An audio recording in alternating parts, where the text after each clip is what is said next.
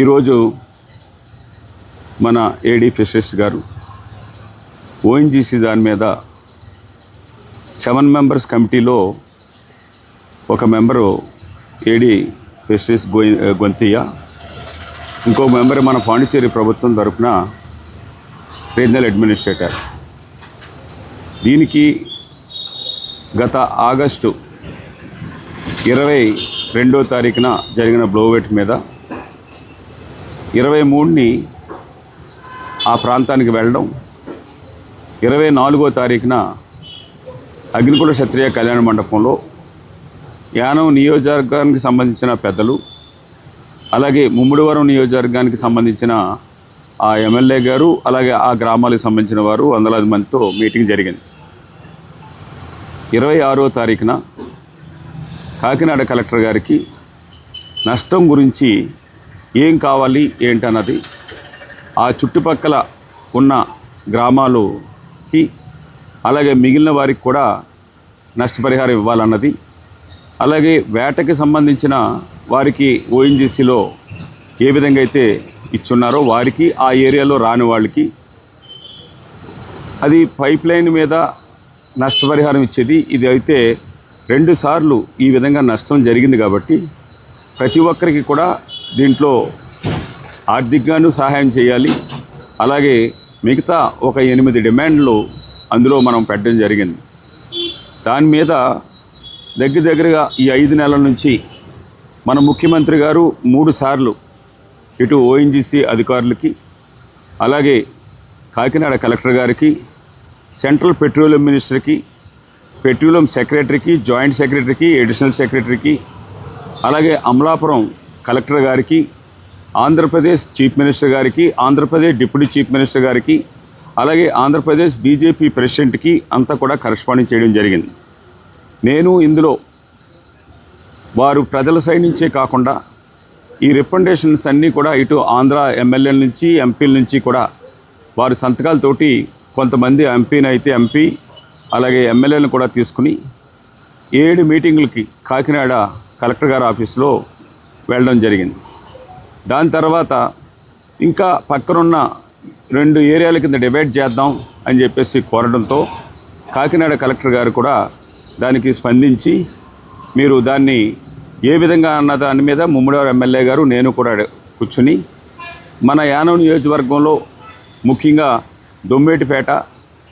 దొమ్మేటిపేట నుంచి సావిత్రి నగర్ వరకు ఒక జోన్ గాను, అలాగే మరలా పరంపేట నుంచి ఇటు కనకాలపేట, మెట్టగూరు మొత్తం టౌన్ అంతా కలిపి 2వ జోన్ కింద తీసుకునే విధంగా, ముమ్మిడివరం నియోజకవర్గం అయితే గ్రాంట్ నుంచి గాడిమొగ పంచాయతీ వరకు, అలాగే ఇటేమో భైరవలంక, శోబందలంక దాన్ని ఒక జోన్ కింద, మిగతా ఏరియాని 2వ జోన్ కింద చూసుకునేలాగా వారు ఎమ్మెల్యే గారు కూడా ఆ విధంగా ఇచ్చున్నారు.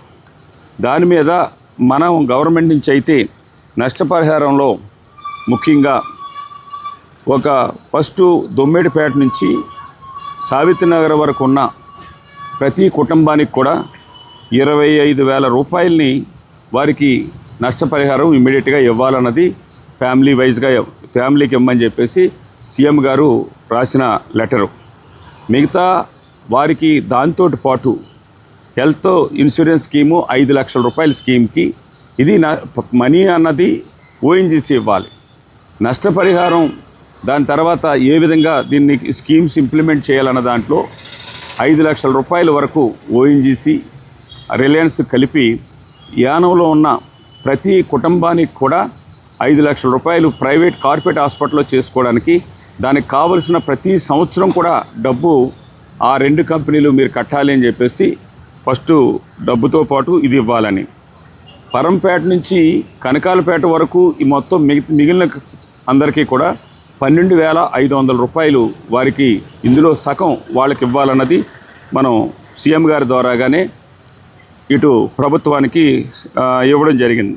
దీంట్లో ఇంకా చనిపోయే కుటుంబాలకి ఏం చేయాలి, యాక్సిడెంట్లుగా చనిపోయిన వాళ్ళకి ఏం చేయాలి, అలాగే ఇది కాకపోతే ఇన్సూరెన్సు ఆ కుటుంబానికి 10 లక్షల రూపాయల వరకు ప్రీమియం వాళ్ళు కట్టాలన్నది రెండోది చెప్పడం జరిగింది.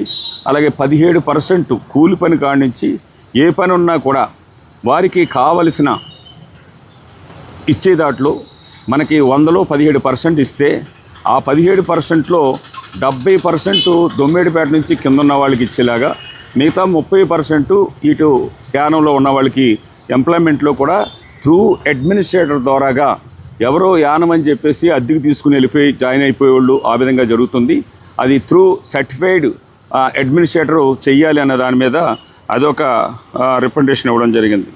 అలాగే వారి వల్ల సముద్రం మొగ కానీ కప్పెడిపోతూ ఉంది. ఆ కప్పెట్టే సముద్రం సావిత్రినగర్ నుంచి అక్కడి వరకు కప్పెడిపోయేదాన్ని ప్రతి సంవత్సరం కూడా డీసిల్టింగ్ చేయవలసింది, డ్రిడ్జింగ్ చేయవలసింది ఈ 2 కంపెనీలే భరించాలని చెప్పేసి ఒకటి. అలాగే దొమ్మెడిపేట నుంచి అనగా గిరంపేట నుంచి ఆ క్రీక్ అంతా కూడా కప్పెడిపోయింది. ఆ పని కూడా వాళ్ళే చేయాలని చెప్పేసి ఇదొక ప్రతిపాదన చేయడం జరిగింది. అలాగే పిల్లలు ఎడ్యుకేషన్ కోసం, ఎడ్యుకేషన్కి మార్క్స్ 60 మార్క్స్ అబోవ్ ఉన్న వాళ్ళకి వాళ్ళు స్పాన్సర్ చేయాలి, పై చదువులకు వెళ్ళడానికి స్పాన్సర్ చేయాలని ఈ విధమైన డిమాండ్స్ని పెడితే మొన్న 26వ తారీఖున ఫైనల్గా 7 మెంబర్స్ కమిటీ వేసే విధంగా ఆ 7 కమిటీని 26వ తారీఖున మన 11 గంటలకి కాకినాడ కలెక్టర్ ఆఫీస్లో మీటింగ్ జరిగింది. 3 ఓఎన్జీసీ అధికారులు, 2 ఆంధ్ర ఆఫీసర్లు, యానంకి సంబంధించిన అడ్మినిస్ట్రేటర్ గారు, అలాగే ఏడీ ఫిషరీస్ని. దీనికి 7 కాకుండా 8వ మనిషి is a chairman Kakinada collector గారు. ఫైనల్గా మనం వారు అడిగినవి ఫిషర్మెన్ కుటుంబాలు ఎన్నున్నాయి, నాన్ ఫిషర్మెన్ కుటుంబాలు ఎన్నున్నాయి, దొమ్మేడిపేట నుంచి సావిత్రినగర్ వరకు ఎన్నున్నాయి, అలాగే దానికి ఒక్కొక్క దానికి ల్యాండ్ పాయింట్ జరిగిన సంఘటన నుంచి ఎన్ని మీటర్ల దూరంలో ఉన్నారు, అలాగే కంపెనీ నుంచి ఎన్ని మీటర్ల దూరంలో ఉన్నారన్నది డిస్టెన్స్ తోటి ఇమ్మని చెప్పేసి చెప్తే, నాకు రేషన్ కార్డ్స్కి సంబంధించి ఎల్లో టు రెడ్ కార్డ్ చేయడానికి మన యానంలో మొత్తం రేషన్ కార్డులు ఉన్నవి 16,408.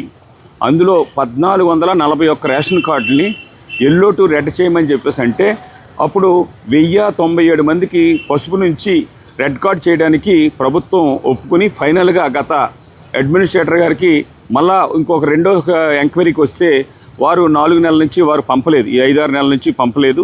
అప్పుడు నేను ప్రభుత్వం నుంచి చేసిన కరస్పాండింగ్లో నా దగ్గర ఉన్న ప్రతి యానంలో ఉన్న కుటుంబానికి ఉన్న రేషన్ కార్డు లిస్టుల్ని నా దగ్గర ఉంటే ఆ లిస్టుల్ని ఇంకా సరి చేసుకుని, ఎందుకంటే గొంతి గారికి మొన్న 26వ తారీఖున సోమవారానికి వీరు ఎన్ని రేషన్ కార్డులు ఉన్నాయి, మళ్ళా రేషన్ కార్డులు మళ్ళీ కొత్తగా వచ్చాయనో ఇంకోటి వచ్చాయనేది కాకుండా ఫుల్ ఫ్లెడ్జ్డ్గా పట్టుకెళ్ళి ఇవ్వండి, నా దగ్గర ఇవి ఉన్నాయి, ఇంకా మీరు ఆఫీస్ దగ్గర తీసుకుని.